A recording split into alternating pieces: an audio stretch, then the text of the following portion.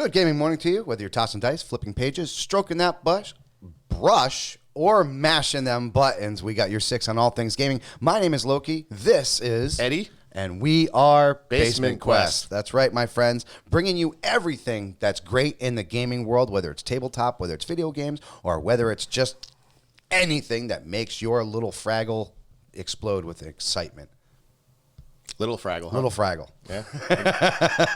Like maybe a doozer or something? A doozer. Yeah, There you go. It could be a doozer. Yeah. I like that. So we're going to open up with a little bit of information that Ed found. So what you got? Oh, yeah. This was just released not too long ago. This is interesting. Now, as you know, we as mentioned probably a lot, comics connoisseurs. I like them both. I'm kind of more on the DC side. Yes, Mike's more on Marvel. I'm a huge Marvel, love Marvel, absolutely. DC is working on a Dungeons & Dragons source book out of the fantasy series The Last God. Polygon had the story.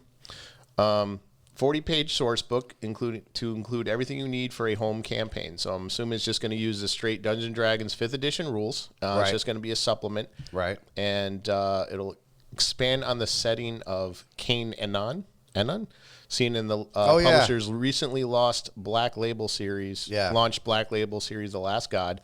The book, written by Philip Kennedy Johnson and drawn by Riccardo Federici, picks up 30 years after a group of adventurers defeated an undead horde, climbed an impossible mountain, and slew a god to save the world. When the same undead horde shows up again, it becomes clear that their victory may not have been as clear-cut as the legend would tell.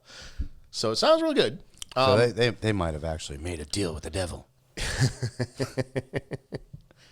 I don't think this is the first. Well, I think Marvel's worked with Wizards before. Yeah. And as a matter of fact, it was right after their failure of which we brought up a couple episodes before with the TMNT, the actual Marvel role-playing game. Oh God, that was horrible. Yeah, I'm glad that didn't last. But no, it sounds like it's. I'm glad that DC's actually getting their name out there because we've actually talked about it, and it's funny. I was making my place again, and I had called up Xfinity, free movies, man, and one of the first ones that popped up there was Justice League. Mm-hmm. I'm like, you know what, whatever. I haven't seen it in a while. Let's give it a chance. Yeah, it still sucks.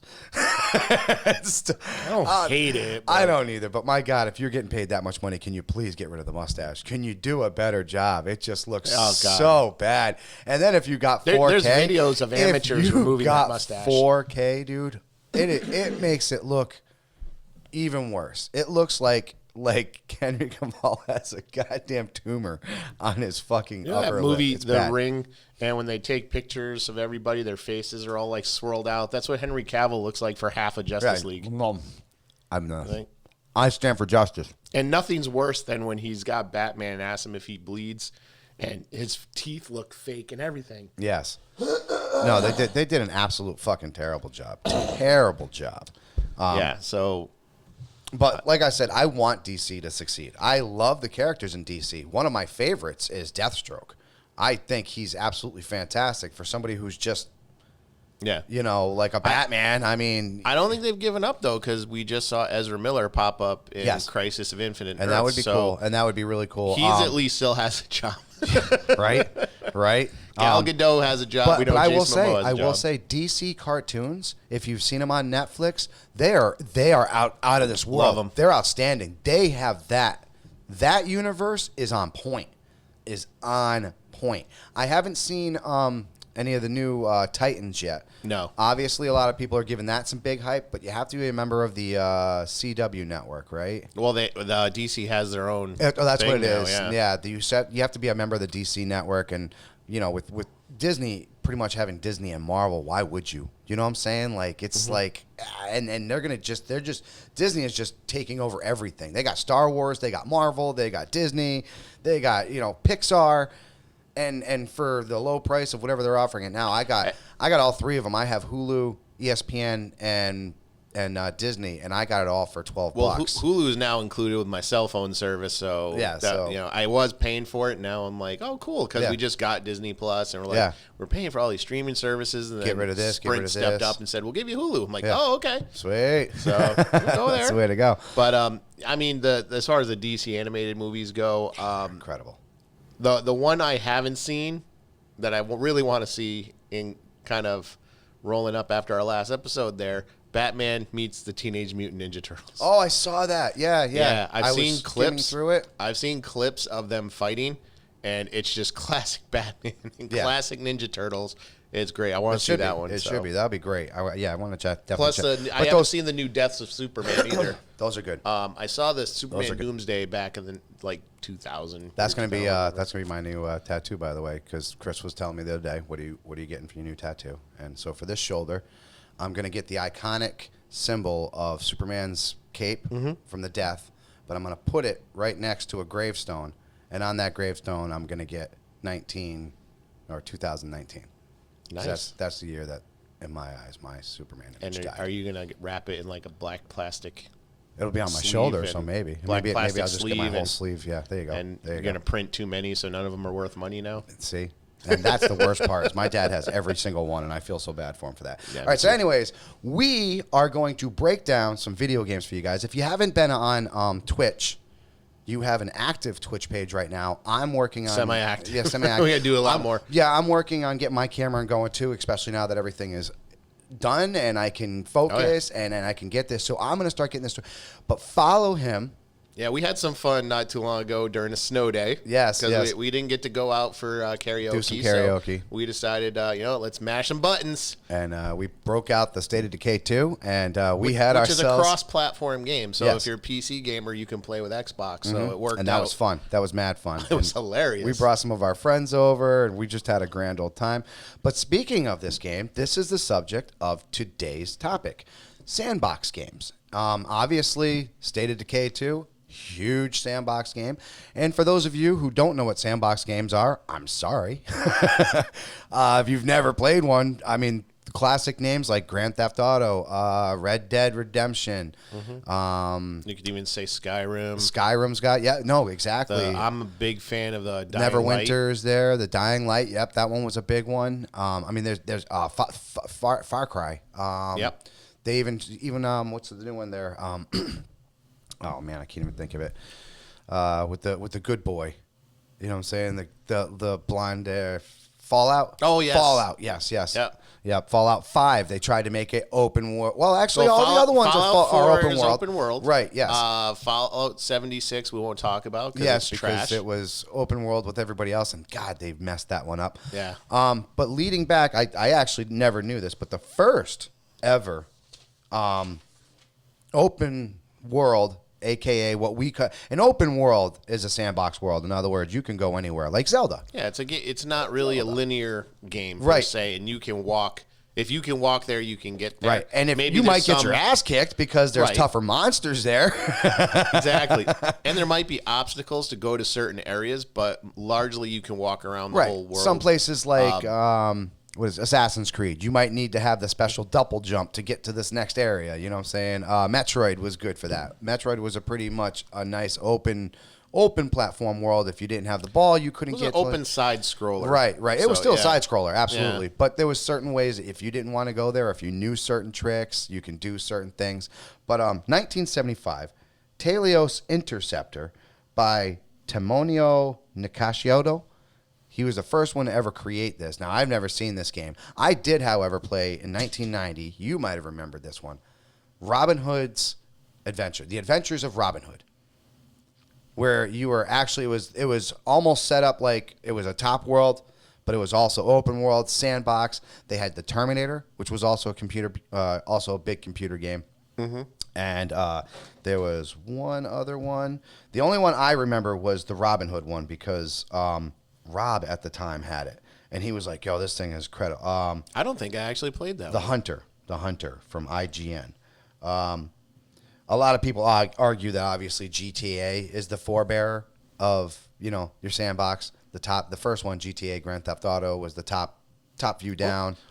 Here's the thing with a sandbox. There's certain in my opinion, certain criteria that should be met. Sandbox should be something that you can play over and over again. Yes. With obviously there can be a beginning and end, but largely, like State of Decay 2, you could just keep playing that if you want to. If you don't do the major quests, yes, you can just keep playing that and just help me do this, help me do that. You can just do that forever. Oh fuck yeah! It might get repetitive. But you can just keep playing and playing and playing. What and was loading that? Fable. up. Fable was like that. You could just roll around and just do all these side quests and never even do the main quest if you didn't want to. Yeah. Shadow of Mordor, which I'm doing the Shadow of War right now. That's the online game, right? No. This is the one where you're the ranger that melds with that elf, and you're going back through after it's before the events of Lord of the Rings.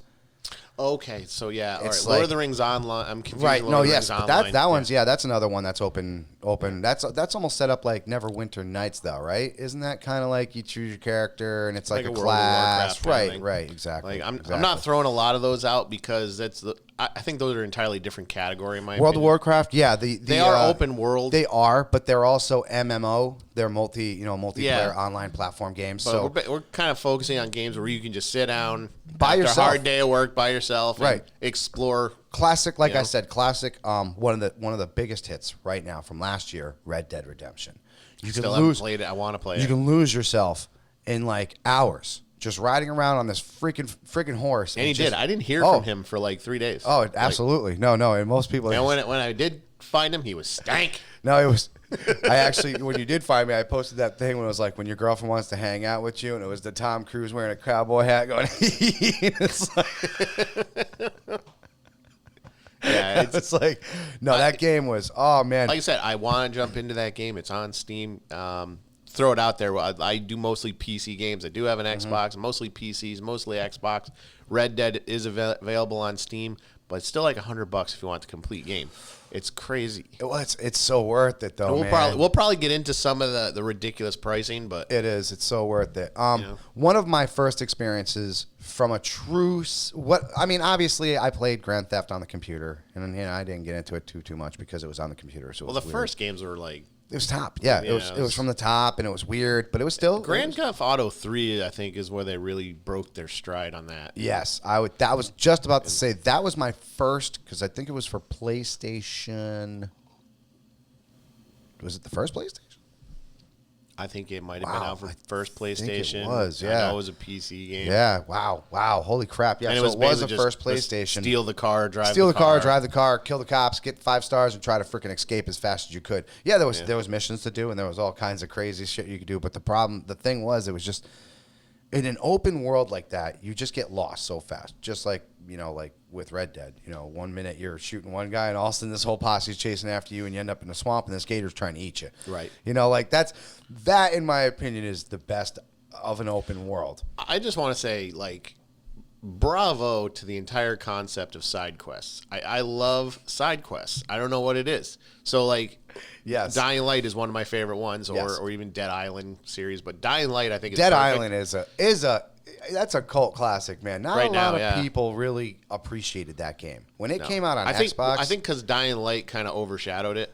That's a good call, and really kind of because they're similar games and mechanics and everything. And I think Dying Light was like, this is what we would have done with more money, right? And so obviously, I still play Dying Light. The parkour adds a lot to it. There isn't really much of that in Dead Island, right? So that's a lot of fun. But I just love how you could go just do the main quest, get through the game if you wanted to, but I like doing all these little side quests. Yes. And sometimes they're more enjoyable. Sometimes some of them are hard. Not only are they hard, but some of them are so crazy that if you never did it, you never would have missed. Like you never would have went through it. One of the ones that I loved in Red Dead was there was a serial killer. The guy was literally leaving body parts around. There was nobody talking about it. There was little whispers here and there of him talking about it, but you had to go to all these things, and eventually you found this guy and you had a standoff, and then you got a pretty cool freaking gun and a knife out of the deal. So I was like, that was a really cool story. You know what I'm saying? But it wasn't part of the main story, and if you didn't go to your side, or if you didn't find that side quest.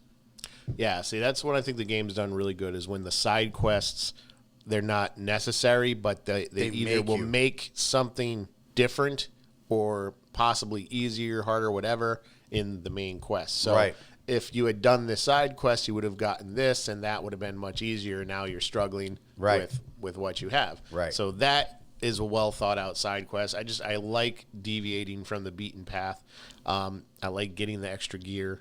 Oh, absolutely. Like that's the biggest thing about an RPG is, you always have the ability to make your character better. so you want to make it better. And usually 9 times out of 10 in an open world sandbox like this, if you don't have an RPG element, you're building your character. That's my one complaint with Fallout 4. I mean, it's a beautiful game, but I think they don't have enough of the RPG part. They don't, that's a lot of that go was here, their, shoot that, right? And that was their bread and butter, man. That's what made them that franchise. You know what I'm saying? Like, could you imagine Dead Space and just not being in space? Imagine if you played like Dead Space 5 and it was on a base on the moon. You didn't hear about the sequel, Dead Detroit? Oh, really? Okay. No, I didn't. But it's, there's a certain ambiance that when you create a game and you take that part of it, you want to continue it. You want it to go forward. You know what I'm saying? And with this, I mean, you need, if it's an RPG element, please give me more RPG. Like I said, when I'm playing the Shadows of War, the Mordor game, I'm like looking, and he's got so many different paths you can do and then pick here. And when I get a skill point, I'm really like, man, where am I going to go?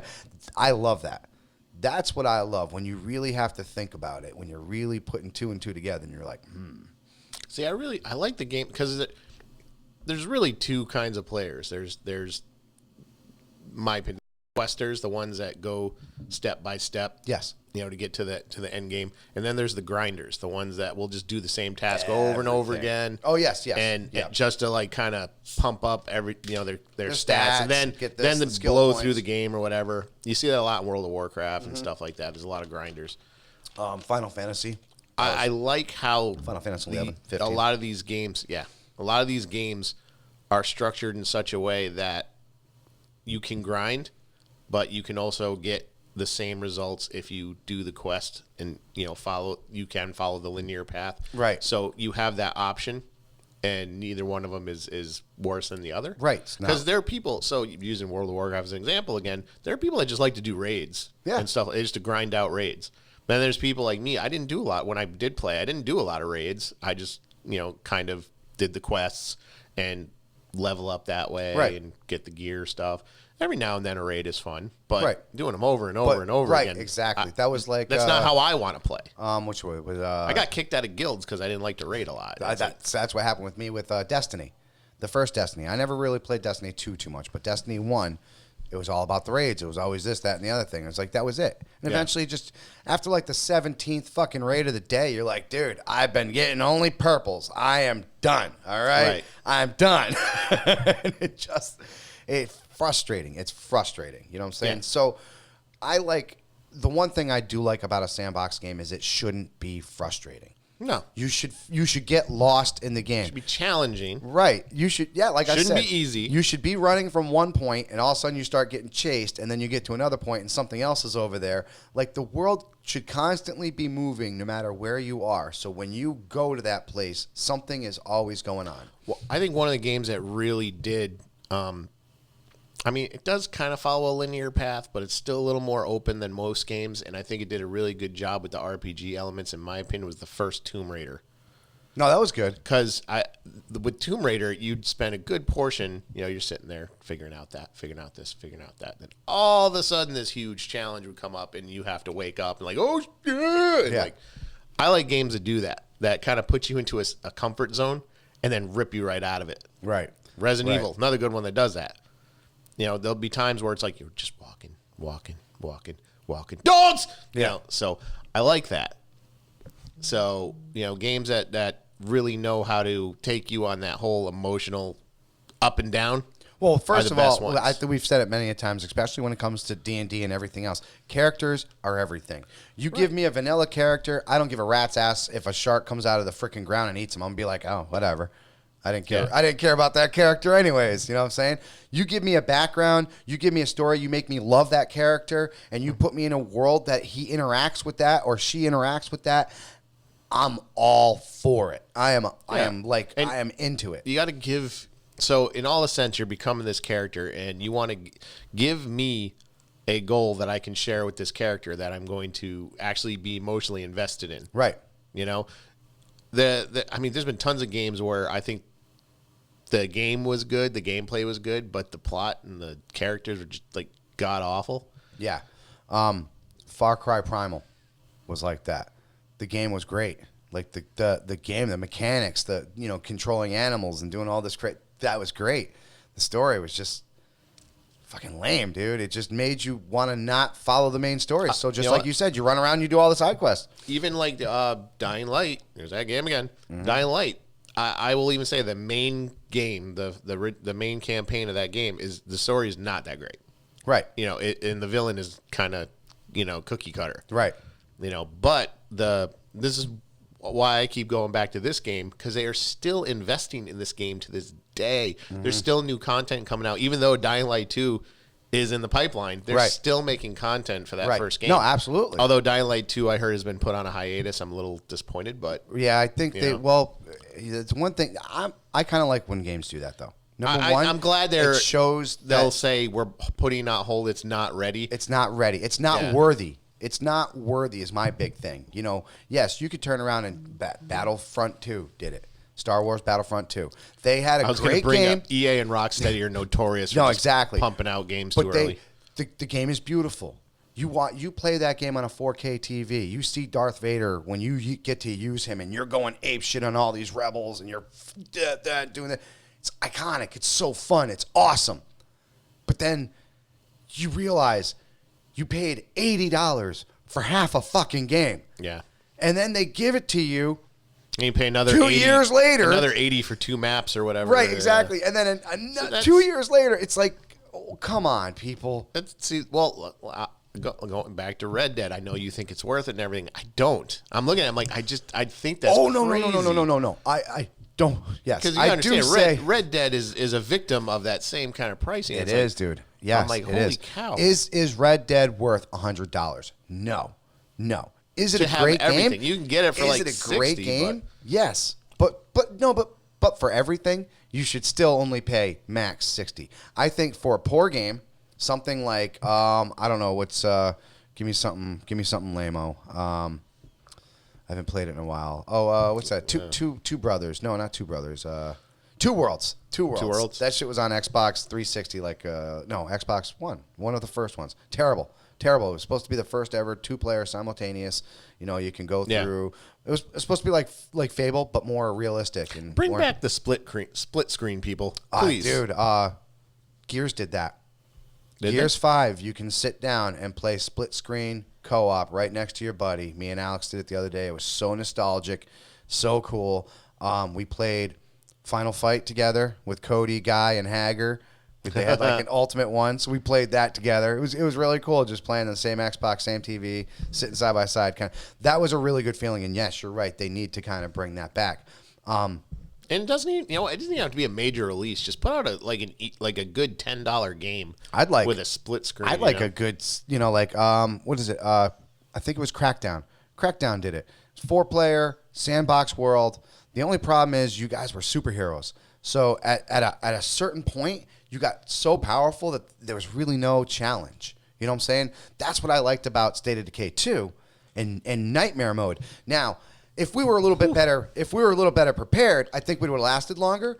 We had to have a plan. Our whole group. Right, and that's why I started building like a new, I call it the Nightmare Crew, because I'm going to, put them on the side. But no, because it's a real deal. It makes it hard. I mean, when we first came across that, dude, and this is one of those things I wish we recorded the whole thing. I mean, we're doing the Nightmare Mode, and we're using our 2 characters, and we went through hell. We went through hell. I ran back, and I was beating these zombies off of him. Then he was beating zombies. I had this much health. I think I was like this far into the blood plague. You were like this far into the blood plague. We are literally trying to run away. And what comes around the corner? A pack of freaking ferals. Thank God we got the jump on them, because we did take them down. And we had the other dude helping us. And we found that other dude. We should not have made it. Should not have made it. Actually, I think you still died of I did. plague. That was the one who died. Yeah, that's the one you shot. Yeah. That was him. I didn't shoot you. I gave you mercy. He's still supposed to make the video.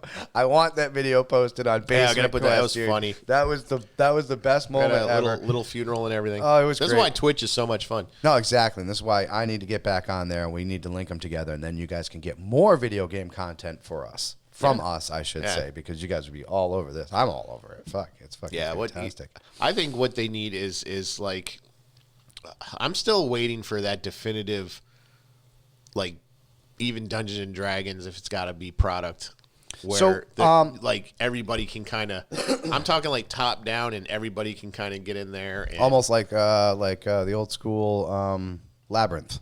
Maybe elf needs food, or even when they need an updated verversion. Fighter is about to die. I think with the new like open world technology and some of the graphics engines now, they need to update. What's it called? Tecmo's Revenge. Oh, remember that's that one. You go into the house, you set the traps against the ghosts. Yes, Deception. Tecmo's Deception. Is it Tecmo's? Yes. Okay, yeah. Yes, dude. Tecmo's Deception. Please, so play the hell out of that game, dude. I thought I found it for like it was a setup, but it was for PlayStation 4. I would have had to buy a PlayStation 4, and it was a remake of the first one, and they gave you another one. And I was just like, it's so much just for this game. But I really did. I really wanted it, man. I like games like that. We you know what? Let's get into the first person shooter thing. Well, hold on. Let's for those of you who have never even heard of Tecmo's Deception, let's break off real quick because I think this game really deserves mention. First of all, it's an underrated gem. It really is. Very underrated. First of all, you're murdered. If I remember the story right, you're murdered and you're a ghost. And you're into this house, and you control this house. And what you can do in this house is you can set traps, and you can there's all kinds of different cool traps. There's spike traps, there's gas traps, there's fire traps, there's werewolf traps. There's all kinds of. You can't directly assault. Right, they'll kill you. Yeah, they can kill you. You run around and you're this little ghosty thing, but they can actually kill you. And the soldiers will drop you in one shot. Remember with those freaking swords, they'll take you out quick. But you could also use you as a dummy. So you could be like, ooh, I'm over here, and start running away. Then they'll chase you. Then you get them into a trap. And then they had the blocks, the axes, the swinging swords. As it gets harder, as you go up in the levels, the knights and stuff that come after you start getting smarter. They can avoid traps. And magic equipment, remember? And they'll duck under the swinging blades. And you only have a certain number of traps, and you have to set these ahead of time. Mm-hmm. Yes. And then see how you got to get the right placement. If you don't, it's kind of a puzzle game when you break it down. And if you don't have the right placement or the right trap, because you could have a spike trap and the guy could jump over it. You know what I'm saying? Right. And what you should have done was the crushing one or something like that. Exactly. Because I think there's flying creatures, so the spike trap is not good with the flying creatures. But there was all kinds. Trap, there's pitfalls and stuff. And that's why I said this game. If you ever get a chance, YouTube it, look it up. If you've ever played it, you know exactly what we're talking about. It is one of those games that I would love for a company to actually redo that. Yeah, and it was done by Tecmo. And yes, exactly. So it's like they just put their name in the game. That's all they did. Tecmo's Deception, and it was, dude. It was great. It was fantastic. It was fun. And this was when the PlayStation first came out, so this is one of the first games, and I was like, wow, this is different. I like this. Later down the line, I played a game that reminded me a lot of it. Was called Dungeon Keeper.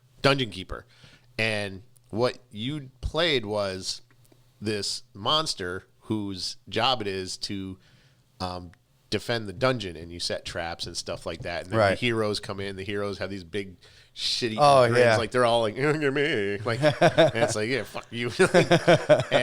Dude, I played the hell out of that game. I'm like, God, this reminds me of Tecmo's Deception. I love this kind of thing. So I played more stuff like that. I think even if you don't remake Tecmo's even me Deception, and Rob were talking about that the other day. He was like, remember that game? I was like, dude, I almost bought a PlayStation just so I could play it again. Actually, yeah, I used to have a PlayStation, and that was one of the first games I looked for. Yeah, but I couldn't remember the name of it for the longest time. I'm describing it to everyone at GameStop, and they won't know, dude, because it's one person remembered. Oh, I know what you're talking about. Tecmo's Deception. I'm like, yes. Yeah, here you go. It's $12.99 used. I'm like, thank you. That's awesome. Yeah, I might have to go search. That's an underrated gem. Steal a ROM. Maybe we'll do it. Yeah, maybe we'll do a freaking YouTube video of us going into one of those places and finding an old PlayStation and actually getting Deception. Yeah, or putting that up. Actually, I wonder if there's a PlayStation emulator coming out, or one of those little ones. I wonder if that game's on it. That would be pretty cool. I would love to get my hands on that. I do know if you go to some of the, and I'm not, the Basement Quest does not recommend you buy bootleg equipment. Yeah. If you go to some of the fairs, because I know when I was up at the Big E, there was a guy selling a little Nintendo, and they sell the Nintendo with 26 games on it. And then you can get the separate cartridge or whatever. Well, he was selling an unofficially licensed one, and there's 300 games on this thing. I wish I had bought it. Wow. It was like $50. I wish I had bought them, kicking myself in the ass. But you go to some of these fairs. That's worth it. Yeah, that's definitely worth it. We don't recommend you go to some of these fairs, and we don't recommend you buy these little bootleg Nintendos with like 300 games on them. We recommend you go to our affiliate site. But I'm sure, buy the official licensed stuff. But if you want the 300 games. But you look for some of these bootleg devices, and they have like all these games on them. You know, like I'm sure there's one for Sony. Right. You know, but yeah, that Tecmo's Deception, that needs to come back, or they need something like that, because I would play the hell out of that game. Oh, absolutely. But like you said, leading into the next genre that we wanted to spark on is first-person shooters. And leading into, now I know you're I know you are. But leading into it, I will say, what are your thoughts on Borderlands? It is a open world RPG first-person shooter, loot extraordinaire game. I've only played the first one. Mm-hmm. I didn't hate it. I couldn't get into it, mostly because I thought it was a little too out there for me. Right. But, the story mode, yeah, it's fucking whoo. You know. And cell shading, if you're not really used to that, it can, like after a while, get kind of like bug you. You know what I'm saying? I like the animation look, but at the same time, bug my eyes after a while. Yes. But I think if you're gonna do a first-person shooter, Borderlands is probably the better of them. Okay. Because to be more specific, I hate running gun. Right. I'm Halo. I don't like Call of Duty. Not a fan of Halo. Call of Duty, yeah. Although Red versus Blue is hysterical. It is funny. Modern Warfare. Yeah. Here's the thing, and this is just a personal thing. I'm not saying everybody else has to agree with my sense of morality. I don't play any games based on any kind of reality. Right. It's just the way I feel. So I don't like the Call of Duty games or anything like that. I don't play a lot of war games. You'll notice. Right. They're usually sci-fi, fantasy, horror based. Well, you gotta also on that note, you gotta admit where we went from. I mean, we played the crap out of GoldenEye. Yes. For Nintendo 64, and that was, you couldn't even do this. It was it was straight across, like that was it. So if you used freaking Oddjob and you ducked down, nobody could shoot you. Well, here's the thing. I'm not a fan of like Call of Duty, but I like Titanfall. Right, Titanfall's a great game. I thought that was good. It got a little repetitive. It did. I don't think they really tapped into it, and Titanfall 2, I guess, just failed. Oh, it was terrible. Yeah, it was terrible. Dude, you had all these other mechs and everything else going right, and it was just. You know what? I don't think we needed more mechs. What we needed was a plot of some kind. The plot wasn't that great. You bonding with the machine was multiplayer game. As far as a multiplayer game, though, Titanfall's great. Like if you get together with your friends. Oh, I had a blast. I had a blast. You know, but like, I'm trying to think. Well, they've evolved so much. Like I said, GoldenEye, you're just doing this. Now you have games like Modern Warfare where you're coming down on a zip line, upside down, what's that game, and doing all kinds of crazy shit from that, man. Like the things that they do now with a first-person shooter are absolutely freaking unreal. Unreal, I think, is really what technology-wise, the Unreal Engine broke changed the internet. The game. Oh yeah, changed dude, the game. Absolutely. So Unreal Tournament. There's still people to this day play that game. Absolutely. But without the Unreal Engine, you wouldn't have your games like Halo, Half-Life. Any of those games. I mean, now that I think they're going from the Unreal Engine into something else. Isn't there a new engine out there? It's all built on the Unreal Engine. But it is, essentially. They still give the Unreal credit, but I mean, it's like a more life. I know they were talking about it with Halo I think, 5. Unreal 2? Well, I know. I think at this point, the Unreal Engine is pretty much the only Unreal Engine out there. Well, there's the Valve engine. Oh, that's what it was. Valve. That's what it was. Okay. Valve does. Valve does Half-Life and stuff like that. Yes. Unreal is. Yes. Right. There you go. Because Valve also did. Because Unreal just put out another. Left 4 Dead. Unreal just put out another release December 9th, 2019. So they're constantly updating. Oh no, absolutely. No, absolutely. Unreal. When it comes to video games, I think once Unreal Tournament, well, I think it was like just Unreal at first, came out. I didn't care for the game, but I was looking at it like, this has changed everything. This is it, dude. This is it. I'll never forget the first time we played Halo 2 online against people. Because before that, it was just Halo, Evolution of a Soldier, or whatever, Halo Evolution or Evolve, whatever it was called. And don't get me wrong. I mean, besides the fact that there were these big, gaudy controllers that Xbox originally had, this was the first time I played a first-person shooter with my buddy sitting right next to me, split screen. And, dude, I didn't put that thing. Me and Alan played that game for 8 hours straight, man. 8 hours straight. And I think we got, like, halfway through the campaign. We had it on, like...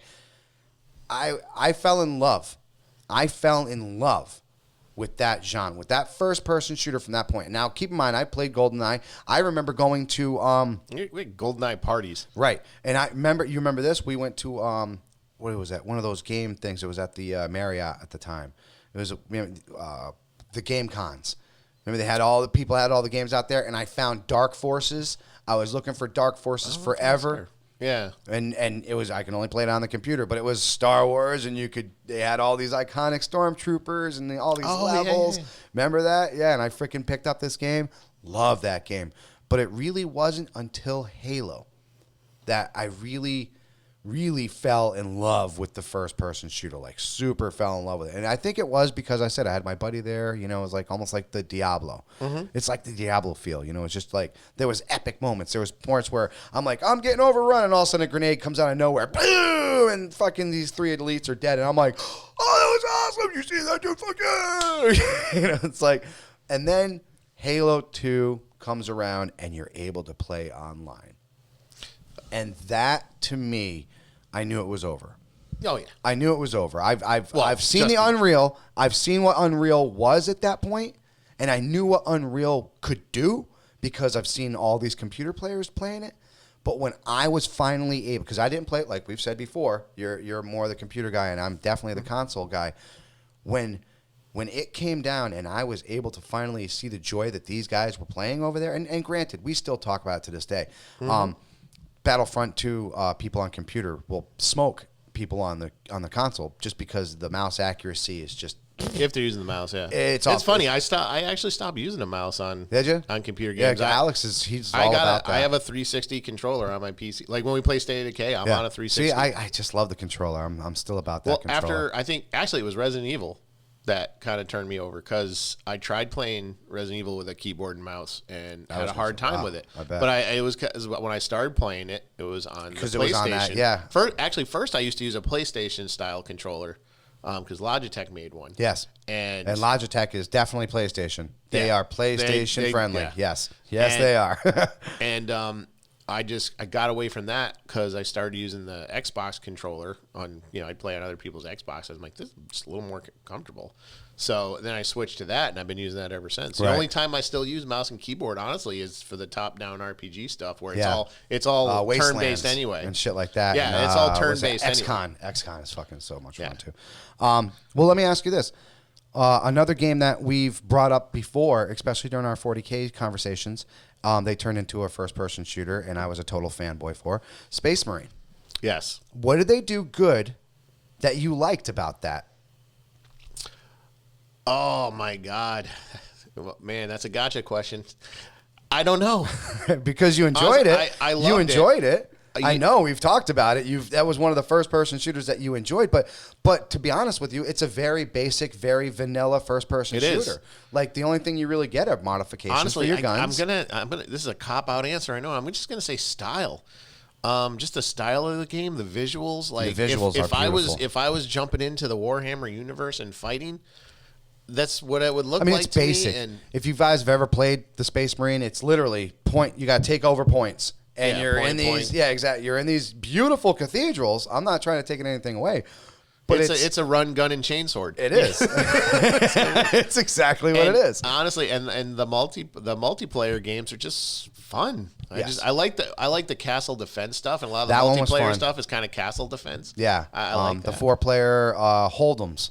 Where you have waves of enemies, and a lot of first-person shooters. I just like setting up with the big rail gun and be like, yeah. See, a lot of first-person shooters are getting that now. That it's not just run and gun. A lot of people don't want to just run and gun against people. They do like having a four player. I think that's the thing I like too. Is like every weapon that you got was completely and totally unique from the other. Yes. So the Storm Bolter's very different than the Bolter pistol, very different than the las gun, very different from the claws and the chainsaw. They were all very, very different. And if you didn't adapt a different playing style, you're getting your ass just kicked. like the Melt-A-Gun. Melt-A-Gun was badass, but it was only the Space Hulk gun there. Oh, the turn-based though. No, right? no. The first person one they put out. Yeah, that's right. Death Watch or whatever. Okay, yes, because they had an old school one on 3DO.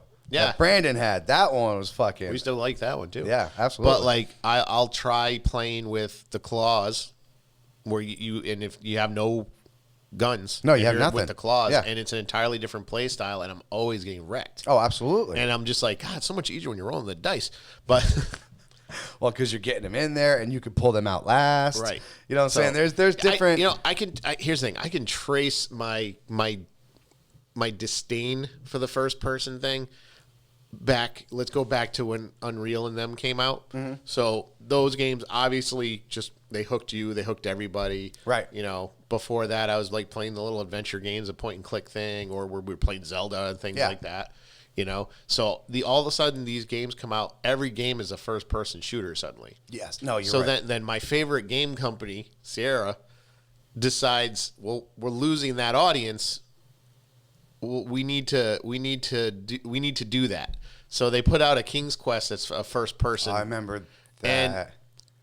And I believe they use the Valve engine and everything. And I'm like, this is horrible, because I know for everybody else, like, what are you talking about? This is advanced, this 3D is awesome. I'm like, but they got away from these games where they were actually using this Disney style animation that I thought was beautiful. That you didn't see in a game before. Absolutely. And that first King's Quest, which King's one was Quest 6, where they had that Disney ass. Yeah, dude, that was beautiful. That was freaking beautiful. Yeah, and all of a sudden they're changing it to compete with these first-person shooters, and I'm like, in my opinion, it was like regressing. And to be honest with you, Sierra still isn't. They're not around, right?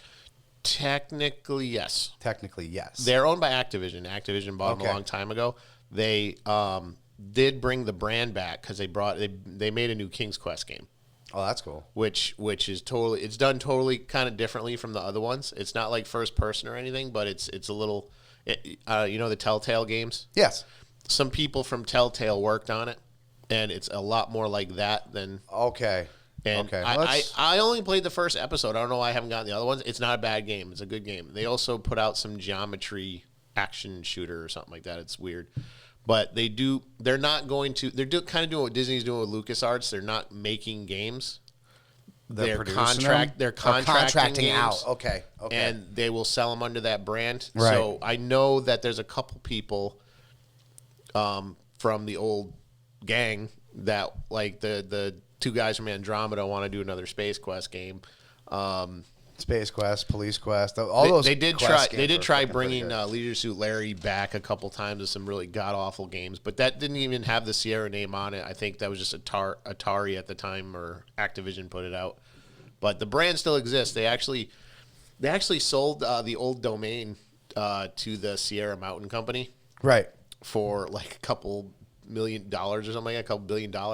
And now they just have Sierra.com as a domain, I think. That's what a lot of people are doing. Yeah, so they let the domain lapse, and then it got bought. But yeah, they're still around. Whether or not we see any more product from them, I don't know. I mean, there's got to be interest. That's the bottom line. There's no interest. But I think, honestly, the whole first-person thing is what killed them when they tried to, what's the word? Try to steal some of that thunder instead of staying in their own lane. Right, exactly. That's exactly it. And you're talking an adventure game company trying to do like a first-person, I won't even say shooter. It was like first-person adventure game. Right. And I don't think people are ready for that, because you had, like I said, you had Unreal Tournament and you had Half-Life, which Sierra originally put out, by the way. They got, yes, I remember had that. originally No, put I remember that out. seeing that, yeah. But trying to dump some of that into your established properties that are not first-person shooters, I thought was a bad move. So let's break down ultimate failed first-person shooters in your opinion. Some of them out there might actually surprise you. My opinion, Turok Dragon, or Turok Dinosaur Hunter. You ever play that one? No, I never liked those dinosaur. Like I didn't even like Dino Crisis. If you ever had a chance, Dino Crisis, that shit. That wasn't bad though. That was a Resident Evil-ish. I had fun with that. That's all I can say. I had fun with that. That's because everybody loved dinosaurs because of Jurassic Park at that point. Yeah, that's what I thought it was. Dinosaurs were selling and people loved it. Turok. They had this versus mode where you could be a raptor. And it was the worst. It was so OP. All you had to do is scratch and you'd knock them down like two. Just bad. Another one I would have to absolutely say was absolute trash. I think I put it in one time. I played like maybe 5 minutes of it. I put it back into the container, right back into the thing, and I went back. Bulletstorm. Have you ever played Bulletstorm? I don't know if that's really considered a first-person shooter, more of like, because it's done by the makers of Gears.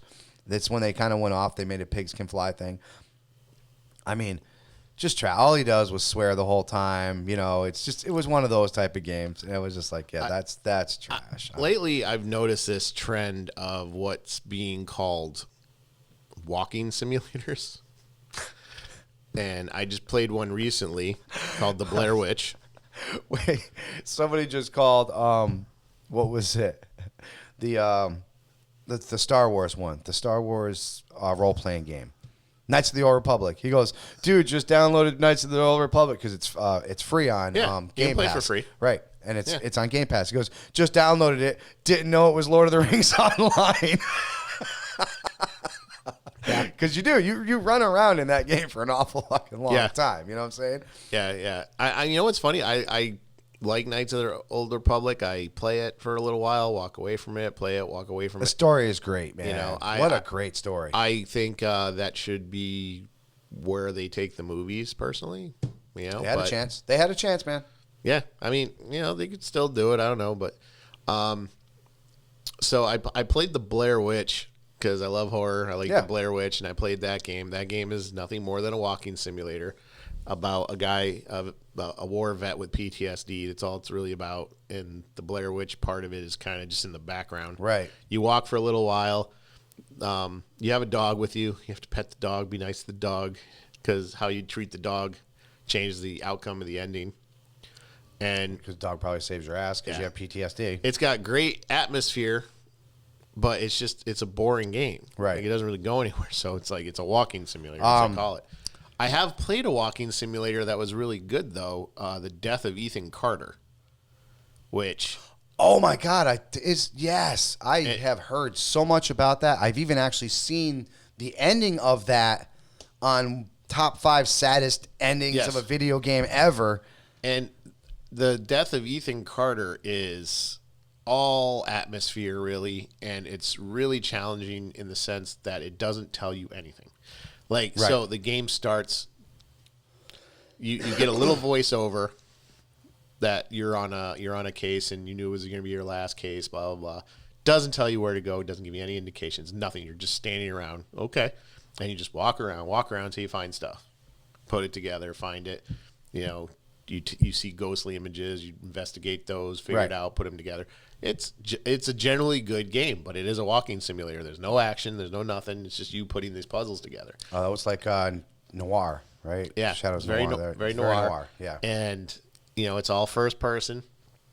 And, you know, that's done well. So I kind of like that. Games like Hitman. Hitman I love. I love Hitman. Hitman is, it's in my opinion, is one of those games that you can go straight at it. You can run and gun. You can. Or you can think outside the box. And some of the ways that you can think outside the box, my God. So the fact that they actually that means the game designer thought of that shit. When you're doing that shit, somebody was like, you know, it'd be cool if you could fry his face on that sushi grill. That is what would make me like first person's more of that. You know, first of all, I'd be surprised the day I see somebody actually succeed doing the running gun in that game, like, because I've tried, I get mowed over by the whole Japanese mafia. I agree. But more of that. That's another thing. I think the game prices are getting too high, but I digress. Halo 3 put in a where you can assassinate people from behind, but they also put in a multiple. So if you and your buddy snuck up on somebody, you do a double takedown, and the animation was it was the same one every time. But the fact that it took you would have to both be there, both hit the button, both trigger it, bam, it would happen.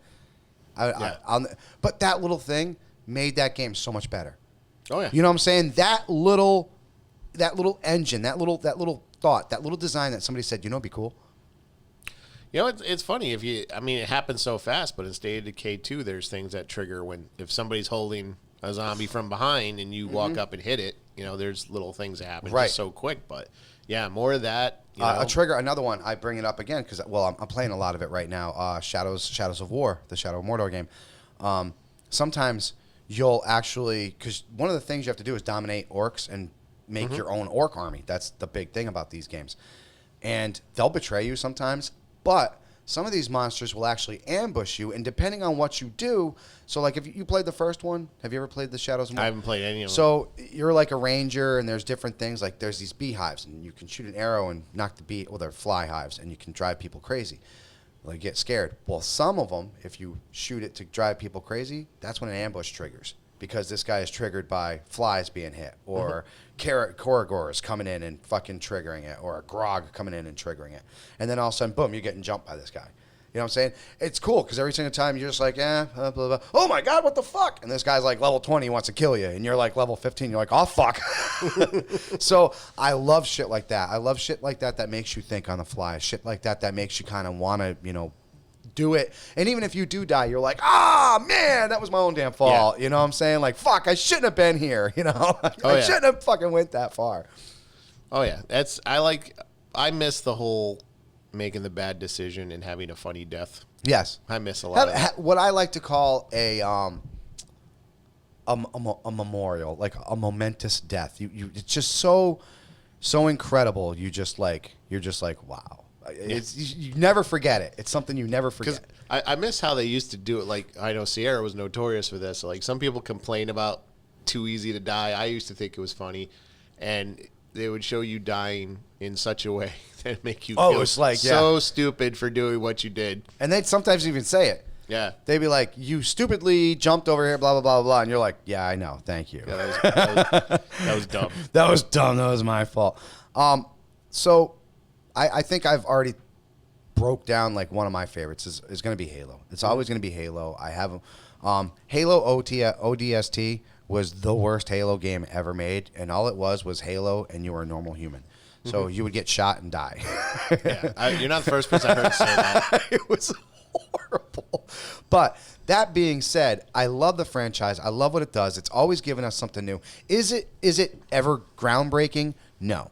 Was the Forge world that they came out with incredible? It was cool, but was it groundbreaking? No. People have done it before. You know what I'm saying? I don't think groundbreaking should be the focus of these games. It's replayability. Can you go back and play it and still have a good time? That's my opinion. Yes. Because I think even games that don't have the best graphics have replayability. I will sacrifice graphics over gameplay. Not a first. Well, no, it is a first-person shooter. It was. I really wanted it to be good. It was. Was it Prey? No, it wasn't Prey. I'll remember the name of the game. But what it was there was one guy that was the monster, the Titan, and there was 4 people that were the hunters. And you had to run around and chase this thing. The Monster Hunter? No, it wasn't Monster Hunter, because the other person actually controlled the monster, this Titan. There was a Leviathan, a floating creature. I for the life of me can't remember it. They gave it away for free just recently, and there's a free game on Steam called Deceit, where you have like, I think it's like a 5-on-1 thing. Yeah. And one of you is the killer. Yeah, yeah. But you look like everybody else. Oh, that's cool. Yeah, I remember seeing something like that. So yeah, I haven't really played it, but I definitely they were gonna do something. They were gonna do something like that with Friday the 13th before the lawsuit. See, Friday the 13th, another one of those games that could be really, really fucking amazing. You know what I'm saying? Like, I'm glad they did what they did because it did have a little small cult following. But yeah, it still does. Exactly. But the bottom line is, it could be so great, but it just is missing that, and that's what this game was. It's such a great idea, and it could be done so well, but it was just not done well. I'm really curious how the Predator game is going to work with the 5-on-1. I'll say this: they had being done by the Friday the 13th people. That would be cool. They so they had a, I don't know if you heard about this. I think it was Modern Warfare had a Predator mod in it, or maybe it was Fallout. No, I think it was one of them. It's a Predator mod. So essentially, what it is you and your party go out into the woods and you face the Predator. And it's the AI, and I guess he's pretty tough to take down. But obviously you can't take him down. Blah blah. But it's a nice little addition. The difference between, I think, in the Predator is he's agile, whereas some of these, like when you have some of these 5-on-1s or these 4-on-1s, you're talking about giving up for power. You know what I'm saying? For mass, you're giving up that agility, and the Predator is not that. He's not massive. He is very agile. So it'll be interesting because the player is going to have to rely a lot on stealth. Yeah. To get in a couple cheap shots, sort of say. If they do it right. And that's just see? If it's just going to be the monster, you got to keep hitting the monster until he dies. That's what this other game turned into. That's what I hated. And the more the monster could eat and he'd gain levels and stuff like that, but it was just like that's all it turned into. Cuz I think if you were to ask me right now, what's my favorite first person game? Yes, that's essentially what this conversation was leading to. Because I told you I love Halo. My favorite one, honestly, because it has everything I like in these type of games, Alien Isolation.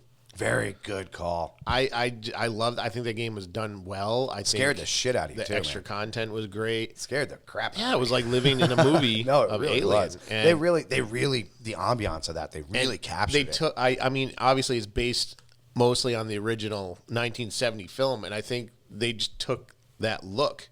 I like the way they took that look, even though the steam, the way that it was just like everything was dark and just like you'd have to double take it. Even though we know the technology now is kind of a lot further than it was then, they kept the same readouts and displays and everything. Man. That's so the nostalgia, and somebody as a gamer, right? And the gameplay was great, and we appreciate that. I was legitimately scared because I'm hiding from this thing because they tell you cannot kill this alien. No, I've tried.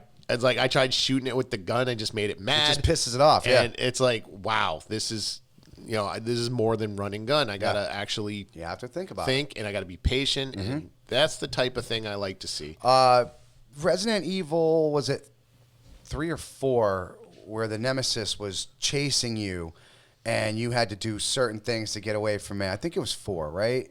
And they had like 4 didn't have any of that, or maybe it was 5. No, Nemesis was in 2 and 3. Okay, 1, so 2, and 3. Maybe it was 3. Because I'm playing 2 right now.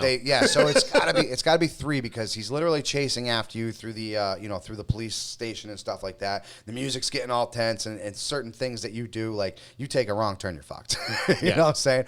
And that I love. When your heart is racing, when you're getting stuff like that, I absolutely love shit like that. Oh, yeah. And that's the one thing that I wish more games would bring back. First-person shooters can very much do it. Are you excited for the reboot of Resident Evil 3? Yes. Yes, because Resident Evil 2 I got 2 was beautiful. That was one of my favorite Resident Evil games ever.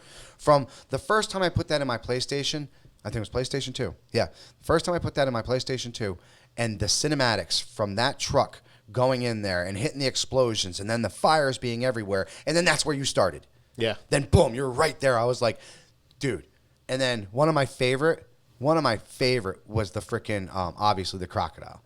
The crocodile is one of my favorite scenes. And did they knock that out of the park, dude?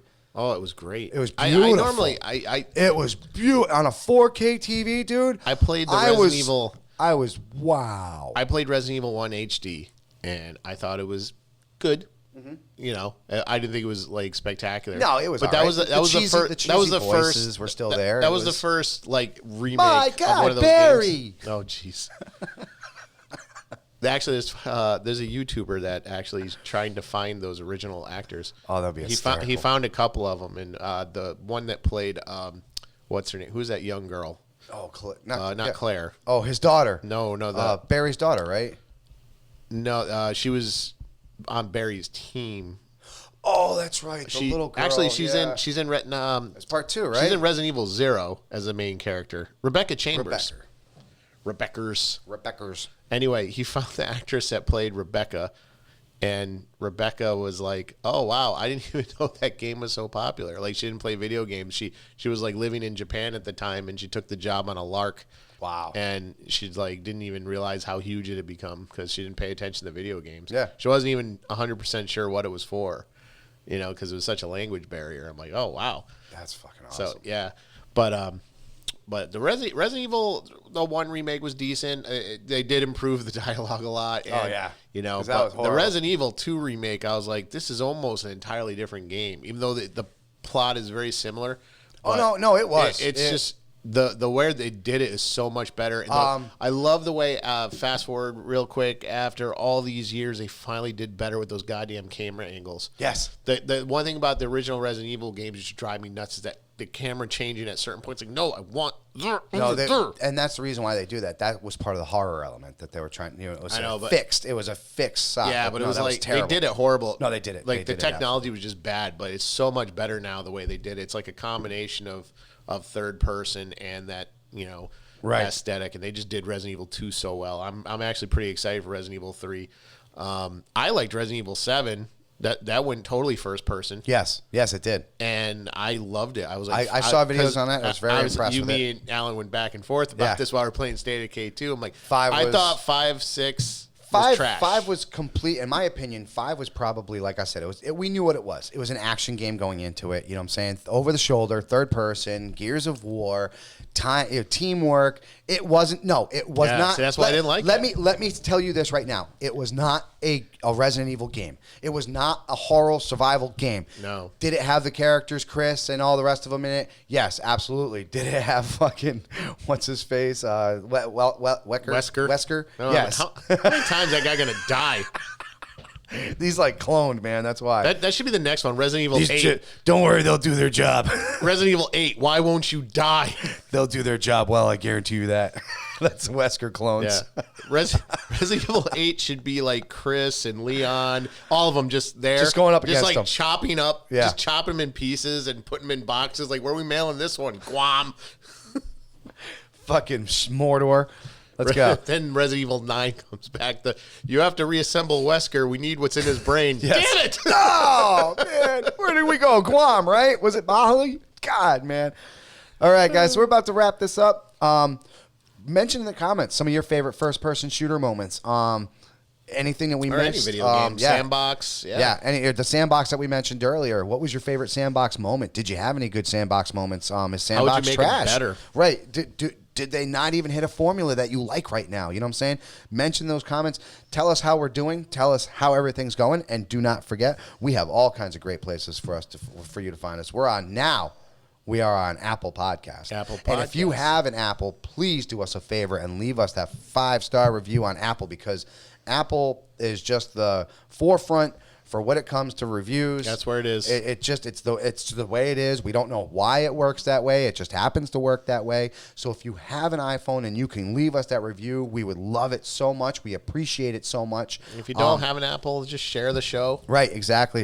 You can also, like I said, find us on Spotify. You can find us on iHeartRadio. You can find us on TuneIn. We're on TuneIn, Podcasts, and then of course when we originally started this whole thing, Anchor.fm, which we're still on there too. So if you guys would find us anywhere, and of course if you want to contribute to the show, there's still very many avenues. If you go to the website, basementquest.com, you'll see everything there. There's formats going on there. There's forums on there. There's talks there. Open a forum. Yeah, go ahead and slap it on there. We'll be there very soon. Like I said, I think today I talked it over with Ed. We're going to be doing our heroic holodeck main event moments, or main deck main event moments are going to be with the Palladium system. Yeah, we're going to use the SDC system. I think it's going to be a lot more fun. The Megaversal system. To be honest with you, I think it's going to be so fair that we won't have to do, like, say, 10 matches. No. I think we'll have to do, like, maybe one, and if it's, like, pretty much right there. I think we'll have a good idea. So we will have that set up pretty soon here. I'll be working on that this week. Believe me, I have the time now. I have the energy. I have the drive. I have the glorious purpose now. And this is going to be the focus of it, people. So bring it back. Bring us the love. And then we're going to keep giving you great content. This is all we care about right now. Yeah, I got couple articles are going to go up on the website soon from some other authors that are interested in discussing their role-playing expertise. I'm excited about that. So definitely go to basementquest.com, sign up for the forums. If you are familiar with like Pathfinder or the Arkham we're still games, looking, yes. If you have something you'd like to contribute in terms of content or something, we would love it. You can email gamemaster@basementquest.com. There you go. And then anything else, find us, of course, on Twitter. You can find me at PortugalViking.com or at PortugalViking. Same thing with... at Eddie Jakes on Twitter. On Twitter. And then you can find us Instagram. Basement Quest is on Instagram. Follow us there. We'll give you a follow on back, and everything's just rolling forward. Everything's been great. It's been great. We just dropped this morning the 40K, the Sisters of Battle review just came out last night. So check that out and give us the love there. Ed's working on the video. There's a little issue with the video. Technical issue on the video, but it'll be up today. But by the time you hear this, it'll probably already be up. So right, exactly. We always try to record that a little bit ahead of time for you guys, but have a great Saturday. Have a great game. And, hey, send us some pictures, man. If you guys are gaming this weekend, send us some pictures. We would love it, man. We'll give you your own post. Yeah, absolutely. We would love it, guys. Thank you all very much. We love the love. We love the appreciation that you guys have. Give us the shares. Give us the reviews. And we'll be back here next Saturday. From Basement Quest, from Loki. From Eddie. We'll see you guys again. Love you.